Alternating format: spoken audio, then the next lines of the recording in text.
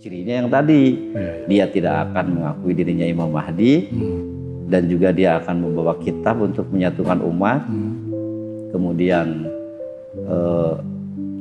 dan dia memiliki karomah. Nah, nanti yang aslinya itu yang ke-30, yang dia pun memiliki ketangguhan, karena Allah itu memberikan ketangguhan kepada kelompok jin itu. Nah, Dajjal itu pun dikasih ketangguhan. Nanti Azazil ini akan nyatu nih sama Dajjal ini, makanya dia pun bisa untuk menurunkan hujan, memberikan hujan, dan nanti juga banyak orang yang terfitnah, dan dia yang akan mengakui. Saya ketemu dengan beberapa orang yang sama mimpi dengan Rasulullah, tapi dia nggak mau bicara, karena ada satu pelajaran bila mana ketemu dengan mimpi dengan Rasulullah, maka itu asli Rasulullah. Dan itu akan wanginya itu bisa dicium oleh masyarakat banyak sebenarnya.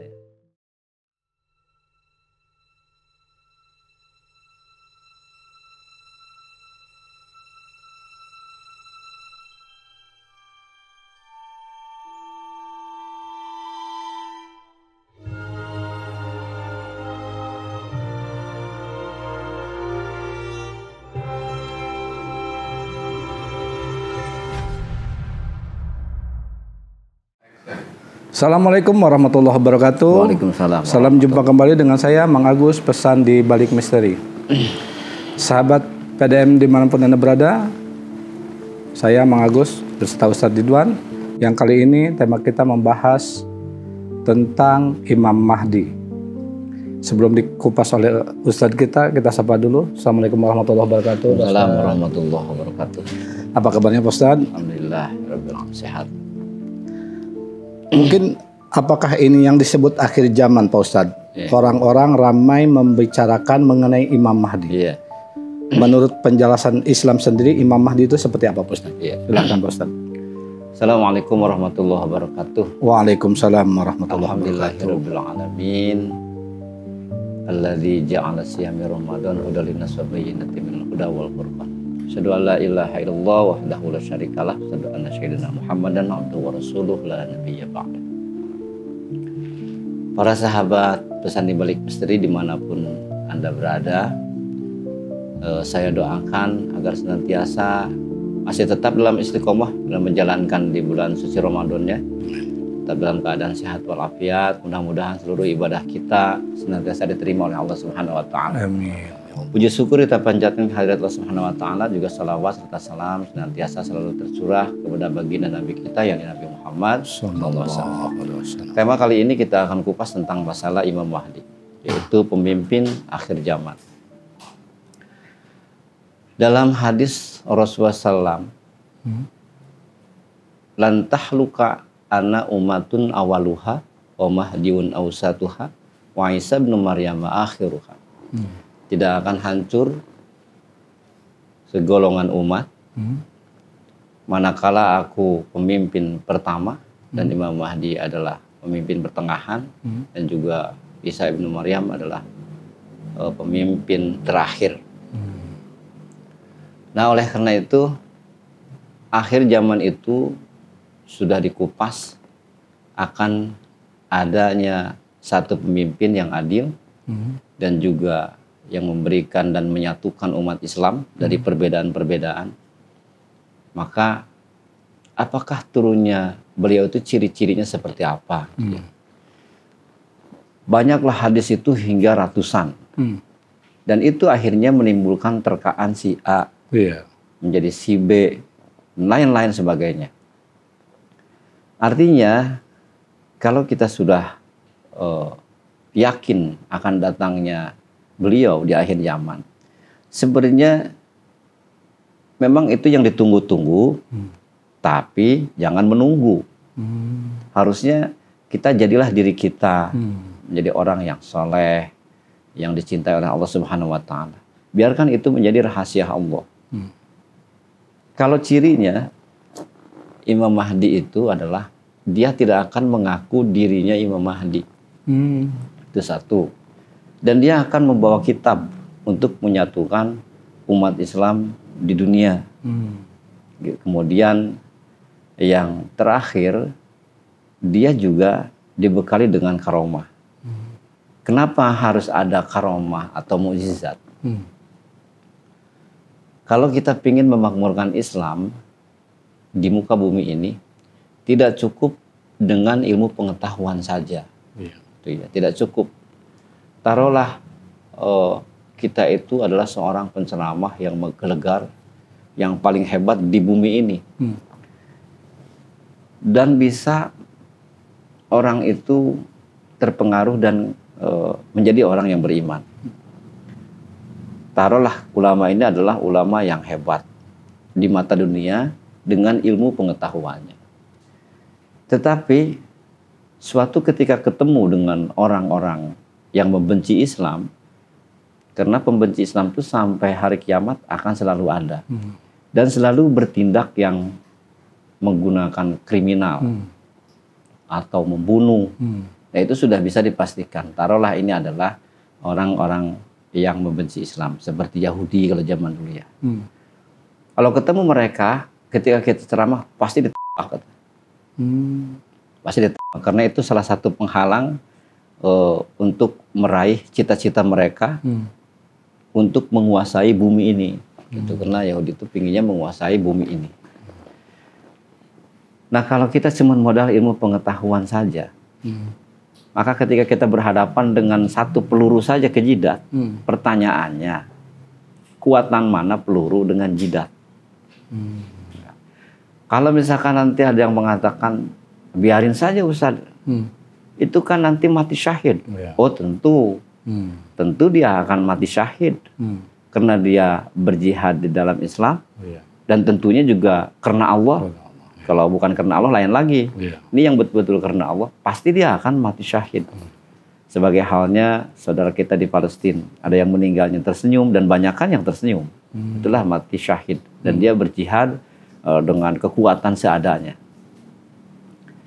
Kembali tadi, kalau tanpa karomah, maka yang ada adalah gugur dan gugur. Kalau gugur terus, kapan sempurnanya Islam itu kapan? Pasti tidak akan ketemu kemakmurannya Islam itu kapan, atau makmurnya Islam itu kapan. Pasti kita tidak akan menemukan itu. Karena apa? Yang bisa memakmurkan Islam itu Allahnya sendiri.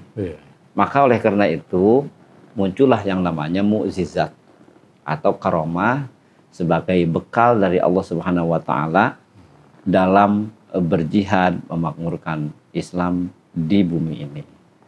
Contoh seperti Nabi Muhammad, dia diberikan mukjizat, dan seluruhnya utusan Allah itu selalu pasti ada namanya mukjizat atau karomah. Tanpa dibekali dengan karomah, pasti mereka itu gugur di tengah jalan, karena pasti akan diserang ketika ketemu musuh, dan pasti meninggal karena kan takdir manusia tidak punya daya dan kekuatan. Jadi kalau ada benturan keras dari ujung rambut sampai telapak kaki, ya pasti meninggal. Karena takdirnya itu la haula wala quwata. Cuman ada yang meninggal tapi dilaknat. Nah, itu seperti bunuh diri itu. Nah, bunuh diri kan kita masih yakin kita akan hidup besok. Nah, kalau misalkan kalimat gantung diri udah pasti, itu masuknya takdir zabariyah. Itu ditakdirkan manusia nggak punya daya dan kekuatan. Tapi kalau ada manusia susah untuk di rudal nggak mati, di nuklir tidak mati, kemudian ditusuk, ditembak juga tidak mati, maka manusia itu sudah ada pendampingnya atau khodamnya, ada yang melindunginya. Siapakah yang melindunginya? Yang melindunginya ini apakah illa billahil aliyil azim, atau illa jin, atau dari jin? Nah, seperti itu. Nah, karomah atau mukjizat itu dari Allah Subhanahu wa taala. Makanya berkali-kali Ustaz bilang bahwa khodam kita sesungguhnya itu adalah Allah. Karena kita dikasih makan, kasih minum, kenikmatan seluruhnya. Allah nggak tidur mengurus kita, dan juga memberikan kenikmatan. Seluruhnya kenikmatan dikasih kepada kita, maka nikmat mana lagi yang kita dustakan? Sementara Allah itulah yang mengayomi kita, mengurus kita, melayani kita setiap hari. Nah, kembali ke Imam Mahdi. Kita runut dari atas ya. kapan datangnya Imam Mahdi itu. Ada yang mengatakan, oh tahun ini, mengatakan tahun depan. Itu penjelasan seperti itu, dia akan bergelombang terus seperti itu dia. Ntar tahun ini nggak datang, tahun depannya lagi. Nggak datang, tahun depannya lagi. Akhirnya cenderung garis bawahi bahwa kita hanya terbelenggu dengan namanya menunggu. Menunggu dan hanya bisa menunggu. Karena itu rahasia Allah. Tapi yang jelas bisa dipastikan bahwa Imam Mahdi itu turun ketika ada bencana besar, ketika ulama itu sudah tidak didengar, gitu ya, dan ketika terjadi perang akhir zaman. Nah, bagaimana posisi Dajjal dengan Imam Mahdi? Ya. Mana duluan yang datang? Dajjal duluan. Oh. Di mana-mana dari zaman dulu diturunkan utusan Allah itu manakala terjadi kekacauan. Gitu. Nah, sekarang tuh memang sedang kacau Islam itu. Tapi belum parah. Imam Mahdi itu akan muncul ketika parah. Yaitu perang akhir zaman. Yang kemungkinan waktu itu listrik pun sudah tidak ada. Handphone pun tidak berfungsi. Karena terjadi perang di mana-mana. Dan mungkin pembangkit listriknya pun dihancurin atau dibom. Kita runut dari atas. Dari mulai Kanjeng Nabi Adam. Kemudian beranak. Sampai ke kita ya. Nabi Nuh. Nabi Ibrahim. Selalu ada yang memusuhinya. Yang tidak menyukainya. Terjadilah kekacauan, turunin lagi Nabi. Aman. Terjadi lagi kekacauan, turunin lagi Nabi. Aman. Dan setiap para Nabi itu semuanya seperti itu. Kacau dulu. Gitu. Nah, sampai ke zaman jahiliyah. Terjadinya perzinahan, bahkan terjadi kakek kepada cucunya, bapak kepada anaknya, perjudian di mana-mana. Perzinahan di mana-mana. Padahal dulu disambar petir sampai belah bumi itu. Sekarang mau menantang Allah lagi. Mereka itu. Dipikir kali Allah tidur. Maka hati-hati, bencana ini masih ngeliling. Gitu. Karena kemaksiatannya tinggi. Nah, zaman akhir zaman ini serupa kemaksiatannya seperti zaman jahiliyah. Dan sekarang tuh hampir kalau hitungan saya 95%, 5% lagi sudah. 100% pasti akan terjadi kekacauan yang sangat besar. Jadi kacau terlebih dahulu. Ketika zaman jahiliyah turunkanlah Nabi Isa, kemudian Nabi Muhammad. Itu sampai dia ujilah di Gua Hira memikirkan kekacauan itu. Jalannya harus bagaimana, karena hanya Allah yang berkuasa. Gitu. Akhirnya diberikanlah mukjizat itu dan selesai. Nah, akhir zaman pun turunnya Imam Mahdi ketika perang besar. Satu, ulama sudah tidak didengar. Sekarang kan ulama masih didengar, masih banyak jamaahnya. Ulama sudah tidak didengar, ulama-ulama yang soleh. Ulamanya juga pada ribut, tuh ya. Ulama padahal itu pakunya bumi kalau di Islam itu. Kalau pakunya sudah copot, itu ya sudah nggak benar, maka akan terjadi longgar bencana di mana-mana. Nah, dia turunnya itu adalah bencana di mana-mana dan perang besar terjadi. Karena perang itu pun termasuk bencana besar. Dan itu terjadi di seluruh bumi. Nah, jadi bila mana terjadi perang besar ini, komplotan dari Yahudi ini kuat, dibom dia masih kuat, atau nuklir juga dia kuat, maka cirinya Dajjal atau Azazil sudah berpihak kepada mereka. Di belakangnya sudah Azazil, iblis di belakangnya itu. Karena iblis kan ada di bumi ini. Kan dia matinya takdirnya nanti ketika kiamat besar. Maka dia akan ada di belakangnya. Maka oleh karena itu nanti perang akhir zaman dia akan kuat. Nah, ketika sudah kewalahan semua, ulama sudah bingung, sudah tidak bisa didengarkan lagi nasihatnya, seluruhnya, maka karena ulama sudah tidak dipercayai dan tidak didengar nasihatnya, bahkan pada ribut, maka diturunkanlah Imam Mahdi. Cirinya yang tadi, dia tidak akan mengakui dirinya Imam Mahdi, dan juga dia akan membawa kitab untuk menyatukan umat, kemudian dan dia memiliki karomah. Karena sesungguhnya yang bisa memakmurkan Islam itu adalah Allah Subhanahu wa taala. Maka karomah inilah yang ada pada Imam Mahdi tersebut. Apa kelebihannya? Namanya karomah atau mukjizat.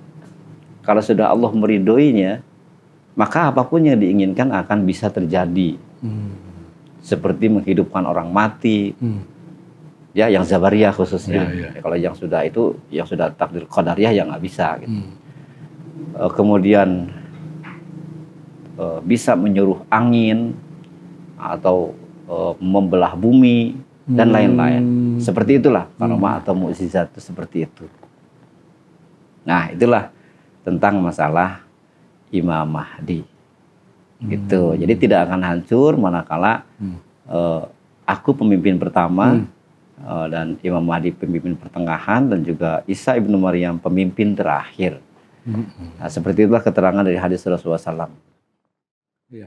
Begini Pak Ustadz, kan kita sering kali atau banyak mendengar ya tentang Imam Mahdi ini.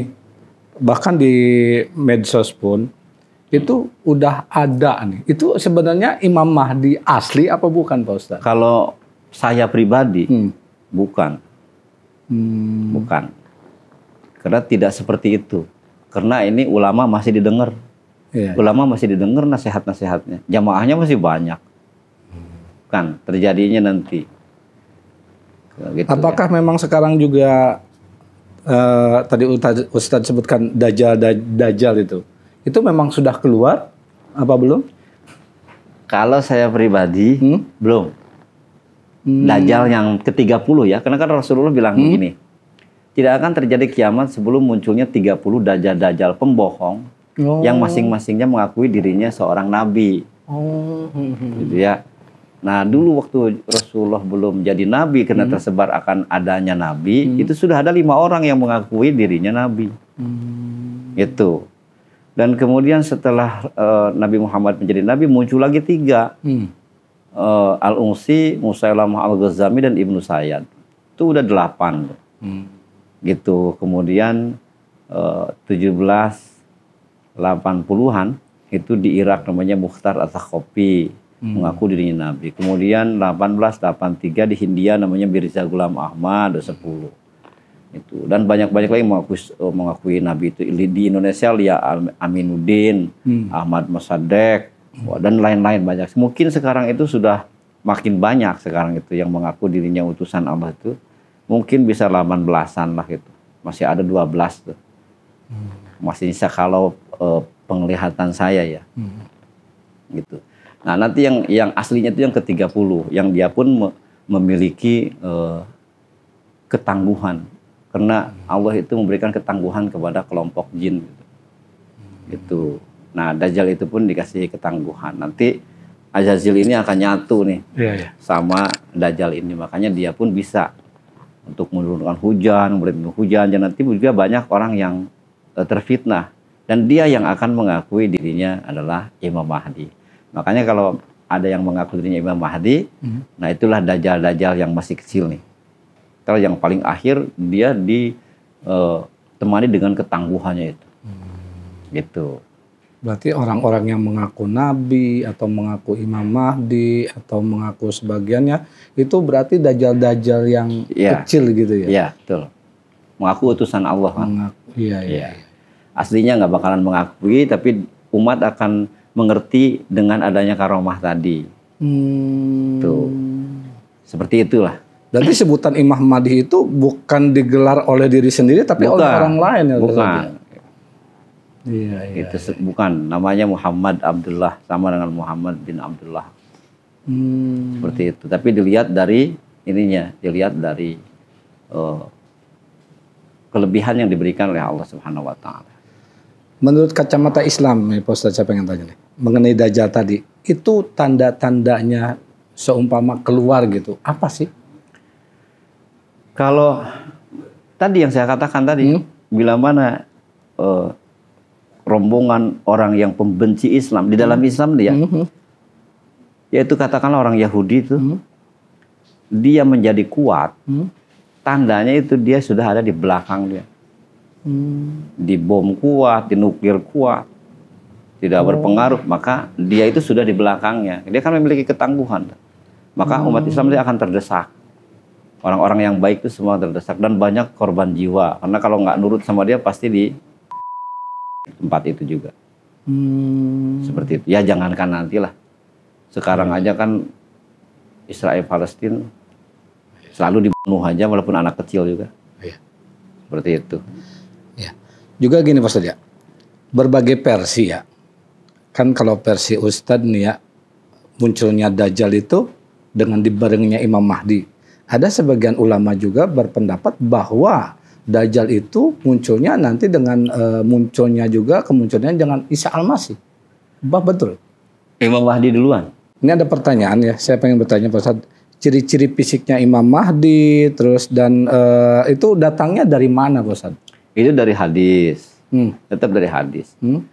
Cuman ingat hadis itu memang harus betul-betul nih. Hadis itu gini, ada namanya Robert Mori, ada juga Nat Gandrayan. Mereka itu tahu hadis itu bisa dipalsukan. Jadi dia kadang-kadang kalau tidak teliti kepada ahli-ahli hadis ini, si asbabun nurudnya, perawinya itu nggak dirubah. Bahkan dari mana sumbernya itu nggak dirubah. Tapi isinya itu dirubah. Isinya kadang dirubah. Kemudian dia punya dana dan diperjualbelikan.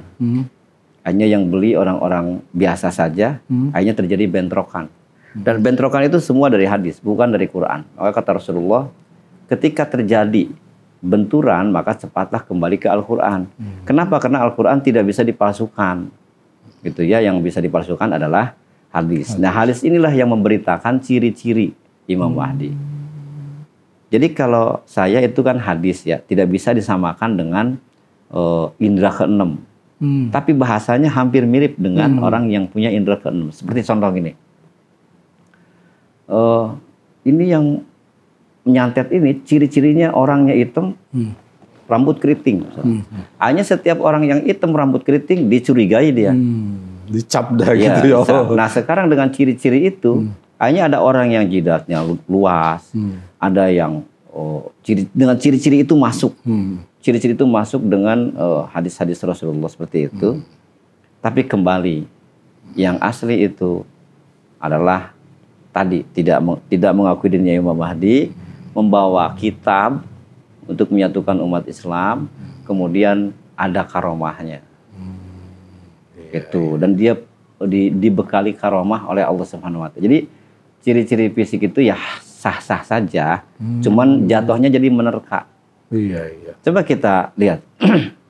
Si A Imam Mahdi rame, si B rame lagi. Nanti itu setiap tahun akan seperti itu. Yang akan turun bulan tahun ini. Ntar nggak terjadi, ntar tahun depan, seperti itu aja. Makanya kata Pak Ustadz tuh nggak perlu ditunggu. Memang kita menunggu karena dia pemimpin yang akan memberikan keamanan, kesejahteraan seluruhnya. Tetapi jangan habis pikiran dan hati kita hanya habis untuk menunggu. Gitu. Jadilah jadilah seseorang yang soleh karena kasih sayang Allah itu luas. Jadilah menjadi pahlawan Islam gitu ya, dan jangan terlalu terpaku ke arah sana. Biar itu menjadi rahasia Allah, toh nanti juga waktunya turun dia akan datang. Nanti juga dia akan datang. Gitu. Sekarang belum waktunya karena syaratnya belum memenuhi. Seperti itu Pak Agus. Ya Pak Ustadz, sebetulnya ada pertanyaan nih. Sebelum nanti dijawab, kita minum dulu Pak Ustadz.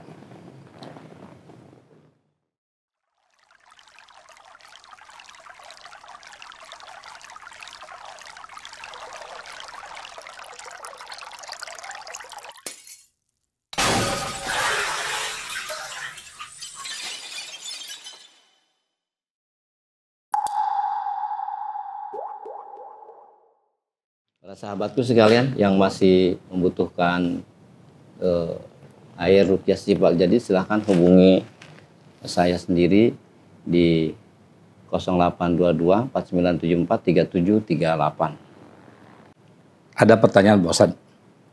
Di media sosial kan lagi rame mengenai yang namanya Muhammad Qasim. Bahkan dia mengaku dirinya Imam Mahdi. ya itu tadi ya, dengan dia mimpi bertemu Rasulullah, berbicara dengan malaikat, juga kalau nggak salah nih katanya bertemu dengan Allah. Itu menurut pandangan Ustadz sendiri apakah benar Ustadz? Kalau mimpinya kemungkinan seluruh umat Islam itu bukan sekedar Muhammad Qasim saja. Masih banyak orang yang bersembunyi yang mimpi. Dan mimpi itu menjadi kenyataan. Gitu. Tapi jangan terlalu bersandar kepada mimpi. Karena mimpi itu perlu ditafsirkan. Maka semua harus kembali kalau yang penting jangan sampai mimpi itu menjadi patokan. Kalau nanti menjadi patokan akhirnya orang menuju kepada mimpi itu akhirnya. Dan nanti Al-Qur'annya bisa hambar nantinya. Karena petunjuk itu semua sudah ada dalam Al-Qur'an. Sah-sah aja orang mimpi ketemu Rasulullah, terus ketemu, yang jelas nanti bisa dinilai atau dijuri di dalam Al-Qur'an. Saya rasa sih dia tidak mengakui dirinya Imam Mahdi, Muhammad Qasim enggak. Cuman dia itu ada ada menyampaikan dakwah lah. Menyampaikan dakwah supaya orang itu kembali ke jalan Allah juga. Cuman kalau mimpi ratusan kali, Pak Ustadz kurang setuju. Enggak sih gitu. Sampai ratusan kali. Jadi ada sampai ada yang bilang seperti itu. Mungkin itu orang yang membesar-besarkan saja. Silahkan Anda untuk berdakwah dengan apapun juga, cuman tidak bisa jadi patokan. Apalagi ada yang dengar begini. Wahai Muhammad Qasim, kalau seluruh umat tidak mempercayai tentang mimpi kamu, maka semua akan aku hancurkan. Katanya itu ketika ketemu dengan Allah. Nah, kalau dilihat dari segi agama, nggak mungkin Allah seperti itu. Itu kan jatuhnya kalau Allah yang berbicara namanya firman. Dalam Al-Quran itu nggak seperti itu Allah itu. Karena sudah dibahas dalam Al-Quran. Gitu ya. Kalau tidak mengakui tentang adanya Al-Quran atau bencana di mana-mana, bukan artinya melawan Muhammad Qasim, tapi mereka itu melawan Allah. Itu kan, zaharul fasadu fil barri wal bahri bima kasabat aydin nas liyadhiqahum ba'dallazi amilu la'allahum yarji'un. Telah tampak kerusakan di darat dan di laut akibat ulah tangan mereka sendiri. Kan itu jelas dalam. Nah, itu Allah berfirman, kan tidak perlu lewat mimpi. Kan itu Al-Quran udah zaman dulu udah ngasih tahu seperti itu. Dan kerusakan itu akibat ulah tangan-tangan manusia. Agar mereka bisa merasakan hasil dari akhlaknya sendiri. Supaya kembali ke jalan Allah. Nah, seperti itu. Jadi sah-sah saja dia berdakwah. Intinya baik dia untuk mengajak kebaikan supaya kembali ke jalan Allah. Dan kemungkinan bisa jadi dia mimpi juga. Cuman mungkin dalam perjalanannya iblis pun suka nggak diem. Ke orang-orang soleh itu suka dibikin tipu dayanya itu. Gitu, tipu dayanya itu. Tapi dia tidak mengakui Imam Mahdi, cuman supaya kembalilah ke jalan Allah. Sah-sah aja. Tapi jangan berlebihan. Karena kalau berlebihan nantinya akhirnya kita menganggap dia adalah utusan Allah, sedangkan karamah tidak ada. Kitab tidak bawa. Itu hanya sesuatu hal yang biasa saja disikapinya. Bahkan saya ketemu dengan beberapa orang yang sama mimpi dengan Rasulullah, tapi dia nggak mau bicara. Karena ada satu pelajaran bila mana ketemu dengan mimpi dengan Rasulullah, maka itu asli Rasulullah. Dan itu akan wangi. Wanginya itu bisa dicium oleh masyarakat banyak sebenarnya.